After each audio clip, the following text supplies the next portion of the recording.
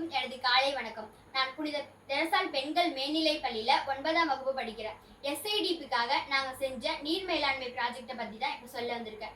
இப்ப எல்லாருக்குமே aqua water தான் பிடிக்குது. நம்மளுடைய தாத்தா பாட்டி காலத்துல எல்லாம் ஒரு நல்லது இல்ல கெட்டது நடந்துச்சு அப்படின்னா பந்தியில டம்ளர் வச்சு அதுல தான் தண்ணி ஊத்துவாங்க.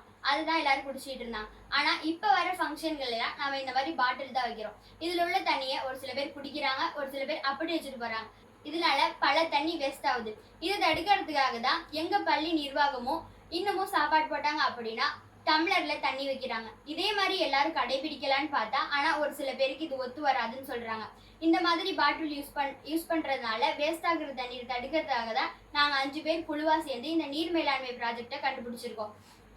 இந்த சின்ன மோட்டாருக்குள்ள இதை போட்டோம் அப்படின்னா, இந்த பாட்டில ஓபன் பண்ணி போட்டோம் அப்படின்னா இந்த பாட்டில் சுத்தி தலைகீழ வந்து இதுல இருந்து தண்ணி வந்து ரெஸ்ட் ரூமுக்கோ இல்ல ஹேண்ட் வாஷுக்கோ நம்மளால யூஸ் பண்ண முடியும். இப்போ ஒரு மண்டபத்துக்கு இப்போ 1000 பேர் வராங்கன்னா அவங்க சாப்பிட்றதுக்காக நம்ம 1000 பேருக்குமே இந்த மாதிரி தண்ணி பாட்டில் வைக்கிறோம். அப்போ 1000 × 200 கிட்டத்தட்ட 20,000 லிட்டர் தண்ணியை நம்ம சேமிக்கலாம். இது மாதிரி ஊர்ல எவ்வளவோ மண்டபம் இருக்கு, எவ்வளவோ ஃபங்க்ஷன்ஸ் நடக்குது. அப்ப அந்த மண்டபத்துல இந்த மாதிரி மிஷின் வச்சோம் அப்படின்னா நம்மளால பல லிட்டர் தண்ணியை சேமிக்க முடியும். நன்றி, வணக்கம்.